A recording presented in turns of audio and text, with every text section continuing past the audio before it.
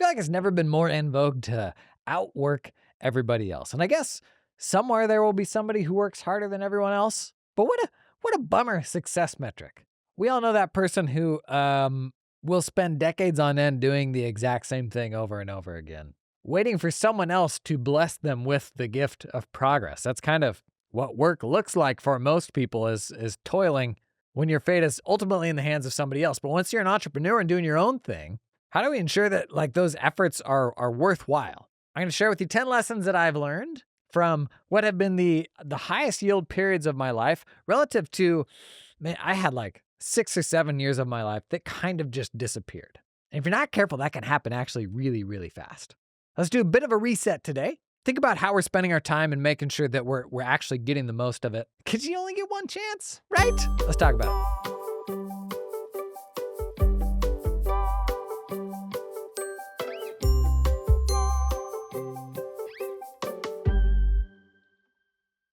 It's funny, there's different like tipping points in your life, like when you get out of college or join the workforce for the first time, when you have kids oftentimes, maybe you have like a serious medical event or a loss close to you or something like that. There's these like big moments in your life that change the value that you assign to time. And I can tell you, at least through my career progression, as the things that I'm responsible for have mounted, you have like this simultaneous effect of experience showing you how to better apply your time. Like I go back to like before I had kids and the volume of time that I had, it was enviable. And I don't know if the goal is to just work more right now, which it really isn't. But that was a very different time in my life where back then it would have been unthinkable to be able to do what I do now in the time that I do. In fact, oftentimes when we look at other people that look like prolifically high output, it's because they have found some sort of force multiplier that you haven't. And that may be building a better machine to do that than you may know how to build right now.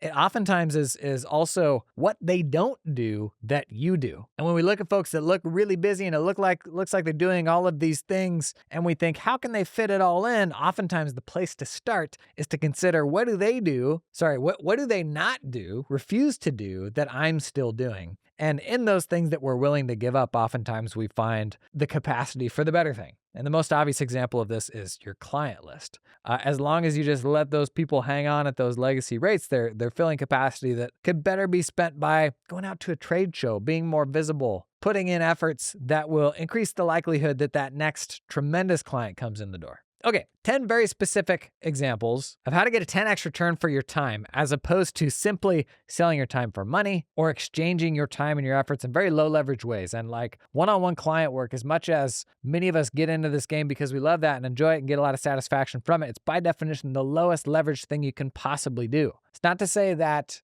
you can't do it, but I can definitely tell you the greater the premium that I've put on my own time, the more it hurts to do anything in that one-on-one setting. And for me, like that goes to the extreme of I don't take Zoom calls by and large. Like I'll get outreach from 20 to 30 software companies every single week. And I used to have chats with people and I don't do that anymore. And in the situations where I do take calls with accounting firms and stuff like that, I could probably draw a line graph over the years and months of how many people are usually on those calls. And it's gone up because oftentimes those things that you do in one-on-one settings can also be done even better in group settings where it's beneficial for folks to hear from the other people on the call. Anyways, 10 very specific things to all kind of around working smarter, not harder. And by the way, the most prolific people, they do both. They work very hard in a very smart way. Number one is build the things that work without you.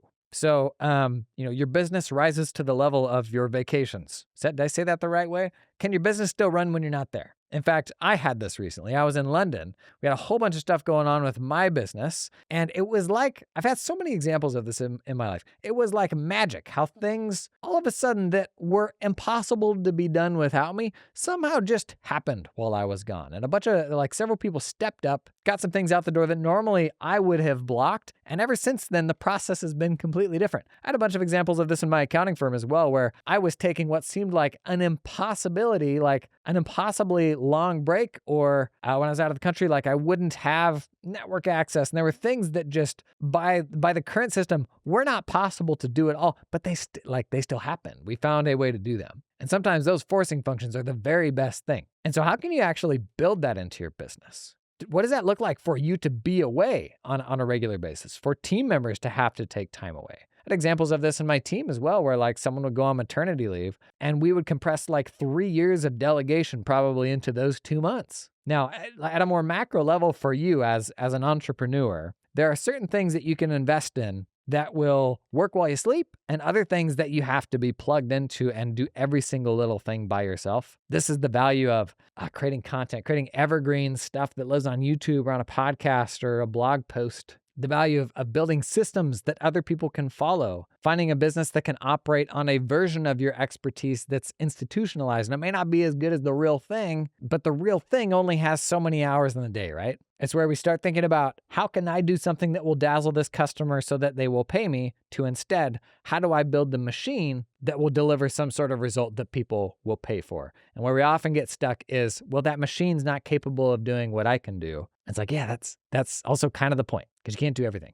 Number 2, transition your thinking to who, not how. Great book, Who Not How. We've talked about it on the podcast before. Your firm is going to be as good as the people that you can attract to it. Oftentimes this is really hard because we haven't found a voice for our firm yet. Similar to, what we present outwardly to clients is maybe we don't have the confidence yet to say who we're great for and who we're not great for. It's equally important to be able to do this on the career side, on the hiring side, for people to know that your firm exists, understand how you work differently. Otherwise, what is in it for them to come to work for you? Another framing I've heard recently is your dreams have to be big enough for ambitious people's dreams to fit within them. Oftentimes we get frustrated that we can't find these, unicorns or people with enough drive. And sometimes that can be a reflection from you, or at the very least, how you communicate your own ambitions. Like, if you don't carry yourself as a confident person who has a vision for the future that other people can get behind, or even worse, you have that, you just don't communicate it, then it's not really painting a picture that other people can follow. And there is not a single thing within your business that someone else cannot do better than you. And that's a really big unlock, especially for small business owners. We see this in the clients that we support. Always having to be the smartest person in the room and being threatened by folks who are more capable of than them at certain things. But you've also had the experience of when you find just the right person for that thing. There is no better feeling in the world when it's like, oh my gosh,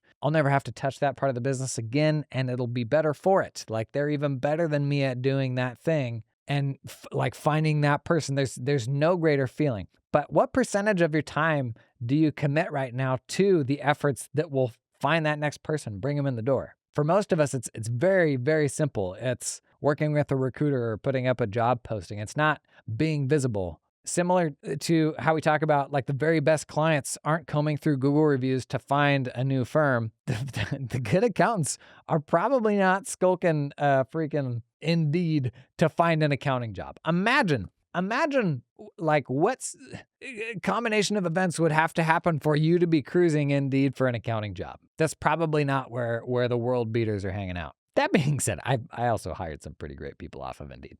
Also fielded thousands and thousands of applications from Indeed that weren't great. They just weren't. Okay, number 3, as you're considering a new project or initiative or service line or whatever that change is, consider who's got the shortcut for you. Because there's nothing new under the sun when it comes to accounting firm running. And I spent like a decade of my career just like being the tinkerer who was doing weird off the wall things that I thought nobody else was doing. And I took a lot of pride in that. And there were some cool, good ideas in there. But man, did my journey accelerate a lot when I just started asking around, seeing what other people were doing, and then picking and choosing my favorite bits of like what had already been validated and what was actually working.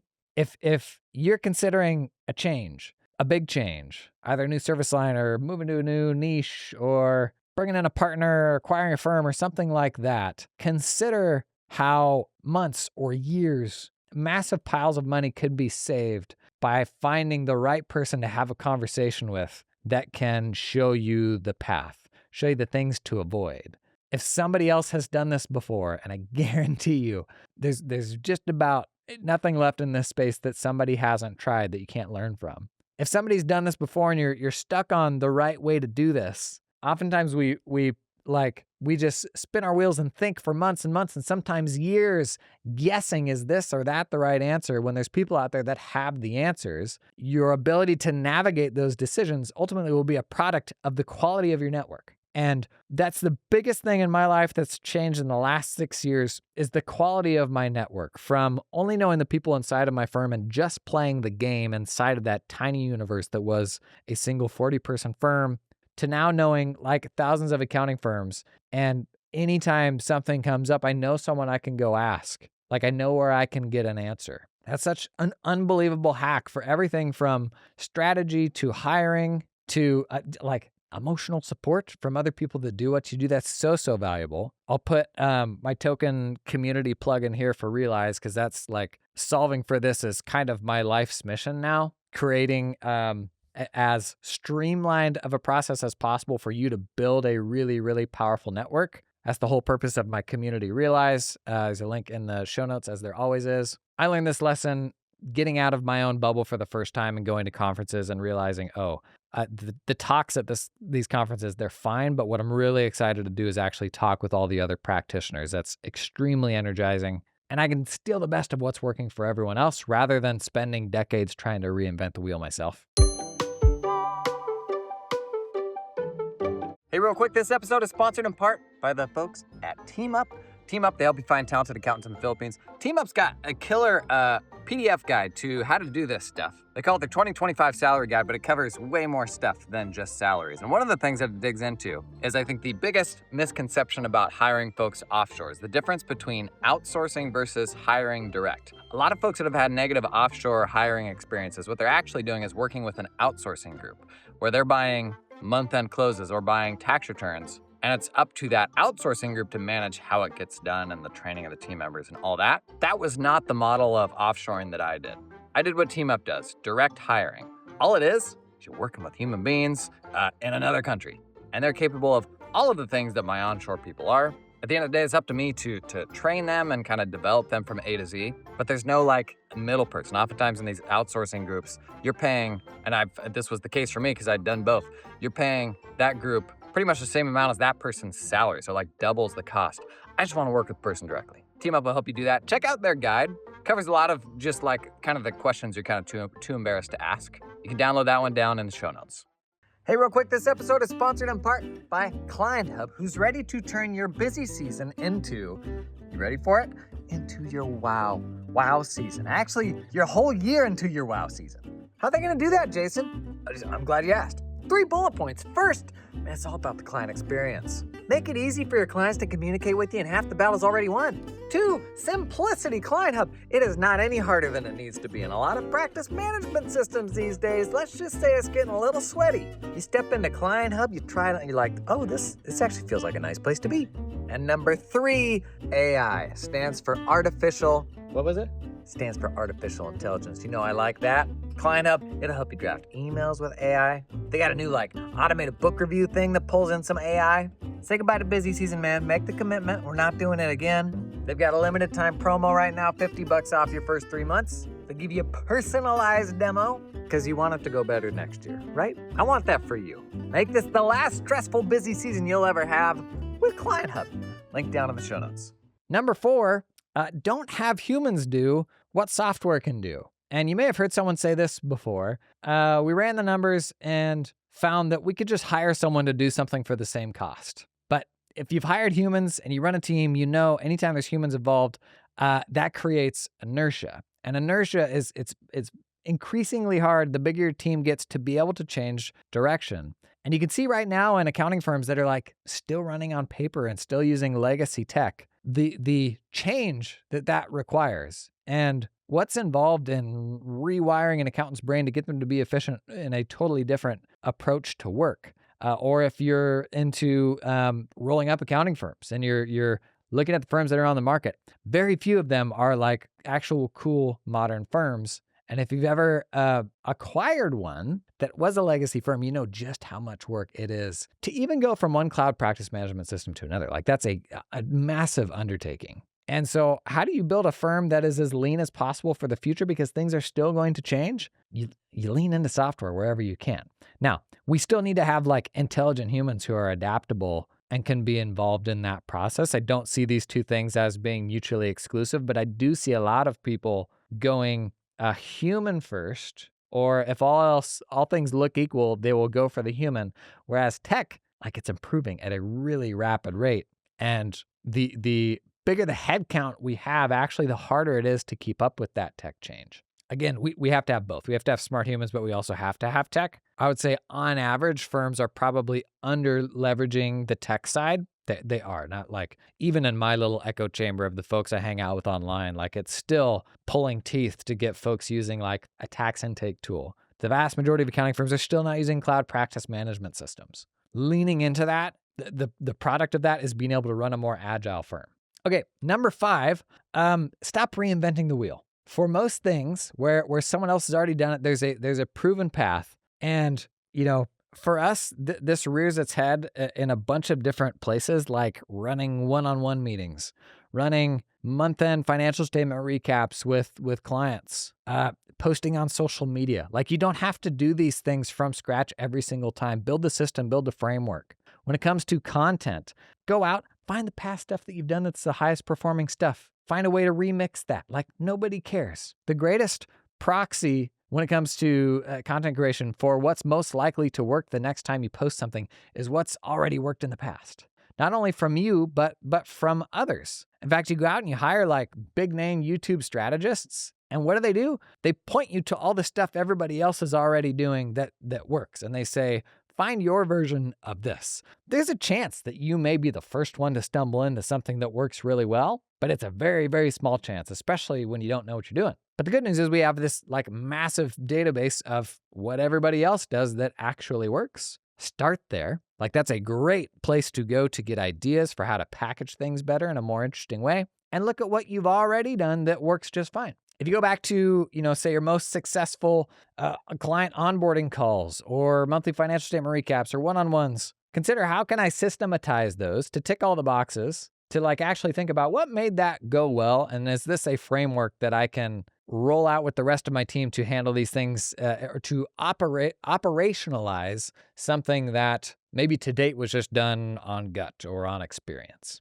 Number 6, rather than being paralyzed by whether or not I should do this thing, ask the question, what will I learn from this? Because the only way you don't learn is just by not doing that thing. And I think we're all afraid of like making decisions too fast and whiplash and looking dumb in front of our clients if we're like changing the software interface they use, wearing out our teams. For sure, that's a risk. But there's a balance here where running tests and finding ways to do it without wearing out the team, because not all tests, not all changes are made equal. The more of this stuff you're able to do, like the more you're able to learn from what works and what doesn't. I think you augment this with conversations with other people who are doing the same things, and you end up with a much clearer framework for how to make your next decision. Like, for example, when I made the decision to get out of firm running a couple years ago and sell my firm back to my partner, it was when I realized I could fill that time with conversations with a whole bunch of accounting firm owners. So it was almost as if I was going into the business of doing what I used to do when I would go to accounting conferences, which was like my highlight of the year,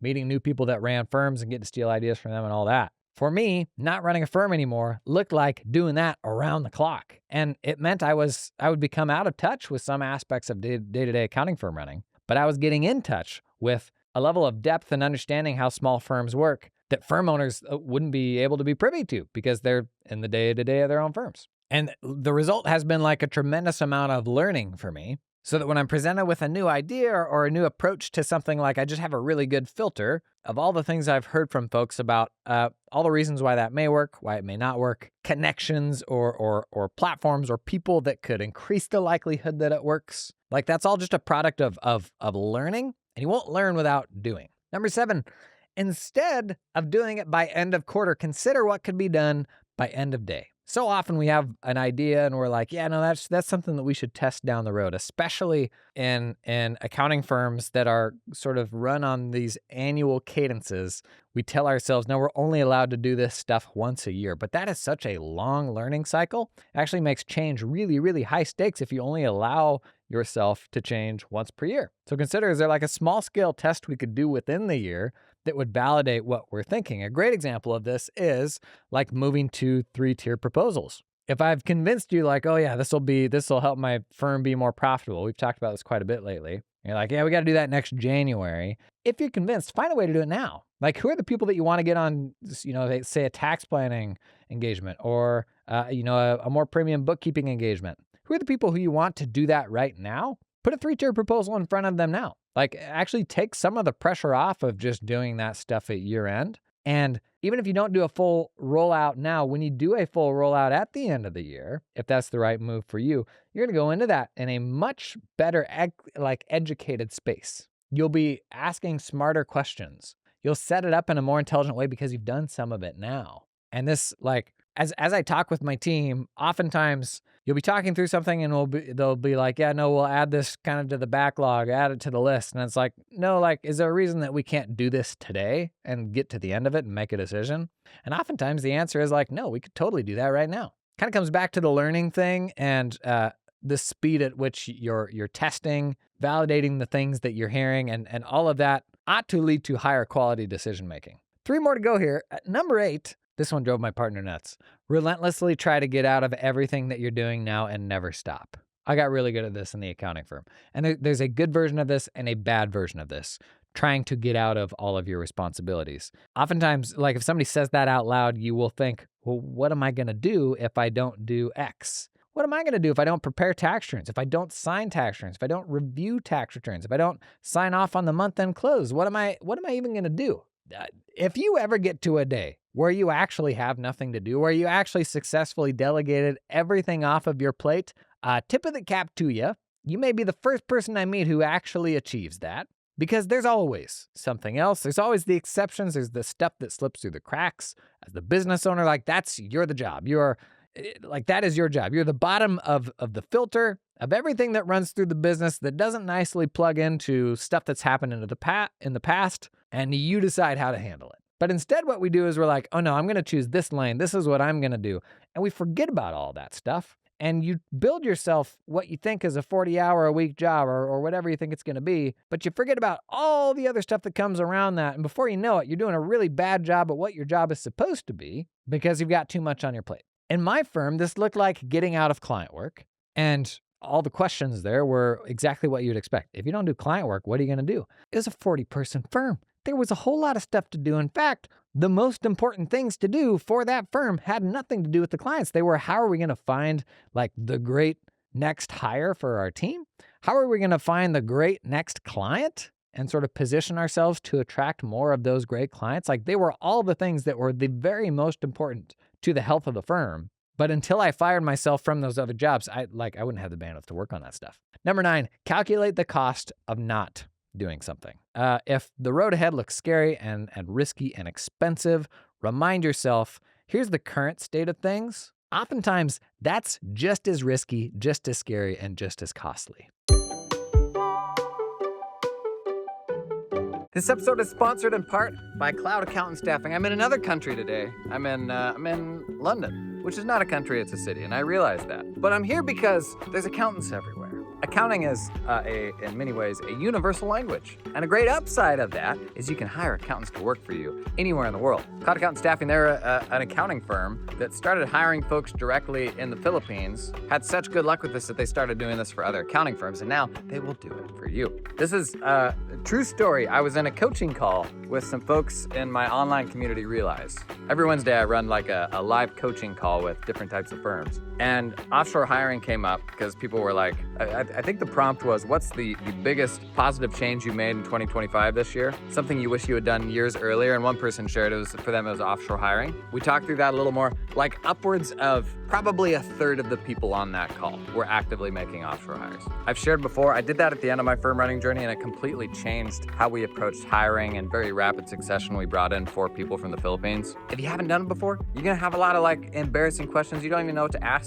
Just start the process. Get on the horn with Cloud Accountant Staffing. They can answer all those questions for you. Got nothing to lose. Check out the link to them down in the show notes. Hey, real quick, I write a weekly newsletter. Goes out every single Thursday, and let me tell you, it is a banger. If you ever struggle to keep up with AI news updates, things are happening so fast. Jason, where do I learn more? What is the most up-to-date, tippy-top hot goss in the industry and tech advice and all that? It's the newsletter, buddy. Straight to your inbox every single Thursday, 2 p.m. Eastern. Thousands of accountants read it. I'll put a link to it down in the show notes. If you aren't on that list yet, you better get on it. Last one, number 10.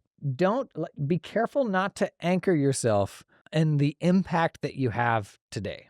And I'll kind of dig into like my life history and to kind of illustrate this. When would it have started? Well, when I was 18 years old, I worked at a grocery store. Heck of a grocery store. It was in like a rough part of town. We had beer runners every single night. Basically, someone would come in and grab like a giant case of beer and they'd run out the door. My first day of work at this grocery store, I was about to walk through the doors and a guy comes running out and just gets laid out by this huge dude behind him. The guy looks like he's like straight out of American Gladiators. Just tackles this dude full speed to the ground. Two grown men like sliding across the pavement as like 3 cans of soup go rolling out of this one guy's jacket. And evidently it was like a secret shopper that was like catching some guy that was stealing stuff. This is me walking into work on my first day. And I walk in and I'm like, I don't know where to go. And I'm like, some guy just got laid out there. And they're like, oh yeah, no, that's Jeff. That's fine. Don't worry about that. Like a week later, there was like somebody got shot in the parking spot next to my car. There were like little chalk circles around where the bullet casings were when I went out to leave that night. Weird job. But when I went to go and give my 2 weeks before I went to college, the GM was like, you gotta be kidding me. You're going to leave this gig? And at this point I was doing like grocery bagging and inventory stuff. And I wanted to be checking people out, but I hadn't gotten there yet. But this guy, he evidently saw a bright future for me. He's like, you realize, son, you could have my job someday. And I kind of looked around and I was like, I don't think I want this job. So I got an internship when I was in college at an accounting firm. I wasn't even an accounting major at that point. I was a computer science major. But the internship my sophomore year paid better than any of the internships my buddies got, and started working in February in a tax firm with 5 people in it. Wouldn't you know it? What a place to end up. Really my origin story, and I just haven't found a way to leave yet. So I worked there for 2 or 3 years. I realized, wow, this firm owner has like this power to brainwash the people that work for him into thinking that they need him somehow. And it was this weird, like, very toxic place to work. 100-hour weeks were just completely normal. There would be times where I'd try to sneak out at midnight and he'd be like, where the heck do you think you're going? We're about to go over this file together. My senior year of college, senior finals week, the school, the university was like 35 minutes away through these kind of back roads. And I didn't sleep 2 nights in a row because during finals week, because I was driving back and forth during tax season. And he was like, you got a lot of stuff to get done, buddy. Finals week, senior year of college, didn't sleep 2 nights in a row. These were completely reasonable requests of the staff as far as the firm owner was concerned. And about a year after I graduated, I told him, I was like, I'm going to put in my 2 weeks. I don't think this is the place for me. And he said, you got to be kidding me, man. Look around you. This could all be yours. And I looked around me and I was like, I don't think I want to do this. I went to the next firm. I worked there 6 or 7 years before buying out a couple of the partners. Owned it for a few years with my partner. Started doing this content creation stuff. Looked at all the people I had at the firm. And at this point, I had hired several people off of Twitter. Like, this firm had been totally reshaped around my vision for how to run a firm. Not that it didn't have like legacy elements, but it was for sure like swimming in the direction that I'd set it. A lot of clients and a lot of staff were there because of me. And at that point, I'd been doing thought leadership stuff online for a couple of years and realized like, oh, this could, 1, become an actual business, but also 2, like aid the entire accounting industry and how firms are made and the expectation of like what it even looks like to go and work at a small accounting firm. And I could go down that path, or I could stick with the staff and the clients who were extremely dependent upon me. Like, in many ways, those were like my super fans, like the folks who most bought into the vision that I had for running an accounting firm. And I was then going to leave. Now, I would tell you the devil's in the details of how you do that. There's okay ways to do that and really bad ways to do that. But what I didn't fall in love with was like my footprint, the people who I could impact, like the impact that I could have at that point in time. And oftentimes we get too anchored in the people that are dependent upon us today to be able to see how we can help people either in a more compelling or higher volume way if you make that change. And we see so many examples from this, as simple as being afraid to increase your prices because, oh my gosh, that's going to devastate Mark. Mark's going to be just fine. If he's that upset, he'll go find somebody else to do his stuff. And again, the devil's in the details of how you do this. But oftentimes, to get more out of your time, there's a fundamentally different way for you to put yourself out into the world that is, by definition, higher leverage than what you do today. For me, that came at a point in time when I had a 0-year-old, a 1-year-old, and a 3-year-old. And I looked at my 40-person accounting firm and I said, I'm helping these people. I'm helping these clients. I think I'm really making a difference. But there's also this other path, and I don't really know what it looks like. I don't know how to explain it to people. I can't even point to any great examples of other folks doing what I'm considering. But I'm pretty sure down this path, I'm better leaning into some unique skills that I have, and I'm going to help people in a much more efficient exchange than like going over here and serving clients one-on-one or working with staff one-on-one. But to get there required some really hard decisions, required some incredibly hard conversations, a lot of fear. I mean, I had peaked. I was a partner at a firm. Like, I'd beaten the game. That is the game. If you're in public accounting, reaching partner, owning the firm, I beat the game.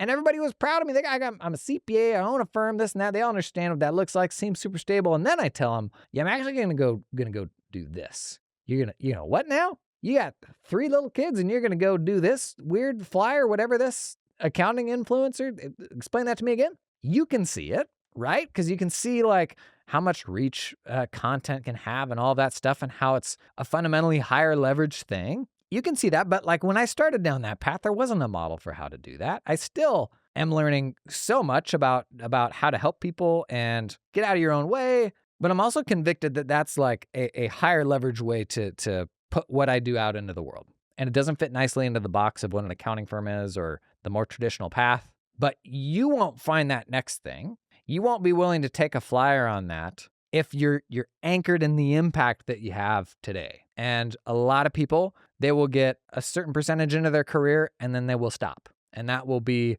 it. Like, they'll put the anchors down. They'll say, this is what's known and understood. I'm helping people here, and I'm just going to do this until the end of my days. And maybe that's fine for you, but it wasn't for me. And that breaking point was, my time is now more scarce than ever before because I have these little runts running around my house that want to spend time with me. And so I have to break that calculation. Like, the math there has to change. And without that, honestly, I'd probably still be running a firm. I probably wouldn't have had the stones to go out and do something new. I just knew that somehow I had to change the calculation. And sometimes it takes big change like that for you to get to a happier spot if you feel like you're trapped or stuck in what you're doing today. But that's also the agency, like the upside of entrepreneurship is that level of agency that you have. You go from being able to blame the boss to still blaming the boss. It's just the boss is you. And I'd much rather blame myself than somebody else. Big day yesterday. If you're listening to this the day it came out, biggest U.S. deadline there is, even though it's not really a deadline. Congrats if you're a tax pro getting over the hump there. Put yourself first. Consider what ought to be next for you. Oftentimes, the pain of something like that is very quickly forgotten until you get there next year and you're like, goodness sakes, I'm doing this again. Hang on to that pain, that rage. Maybe that's not the right way to say that, but don't forget that. Don't lose perspective of it, because oftentimes it's the motivation you need to like make that harder next decision. Gang, thanks for being here today. Any other wisdom, drop that stuff down in the comments, and I'll see you in the next one.